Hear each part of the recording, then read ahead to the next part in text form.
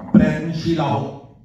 शहरात कायदा व सुव्यवस्था अबाधित ठेवण्यासाठी आणि गुन्हेगारीवर पूर्णपणे नियंत्रण ठेवण्यासाठी पोलीस दल पूर्णपणे सक्षम आहे आणि पूर्णपणे मेहनतीने काम करत आहे।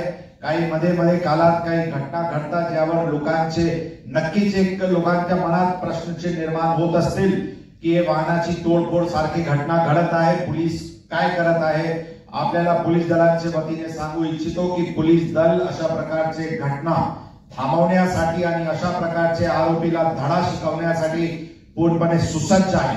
आज आता मला काही एक आमचे पत्रकार बंधूकडून अत्यंत चांगली एक मेसेज प्राप्त झाली की साहेब आम्ही काही वेळापूर्वी गंगाजल पिक्चर बघत होते, आता अशा प्रकारचे वाहन तोडफोड करणारे लोकांना पवित्र करायची वेळ आलेली आहे।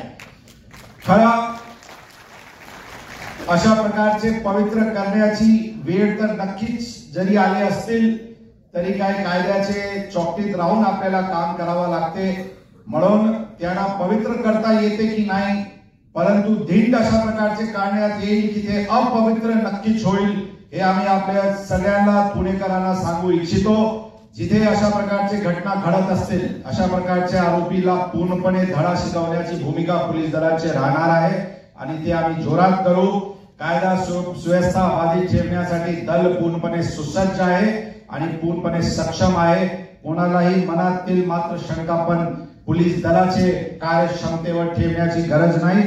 आम्ही शहरात पुढच्या काळात आणखी शिस्तप्रिय आणि डिसिप्लिन करण्याची जे प्रयत्न सुरू केलेले आहे पुढच्या काळात ते आणखी जोरात सुरू होईल आणि जे कोणी गुन्हेगार असतील त्यांना पवित्र करायचे की अपवित्र करायचे त्यांना कायद्याची नक्की शिकवण्यात येईल अशा आपल्याला सर्वांना आश्वासन देऊ इच्छितो। आपल्या सर्वांचे जे प्रेम आणि विश्वास पुणे शहर पोलीस दलाला लाभत आहे त्याबद्दल आपले सर्वांचे धन्यवाद।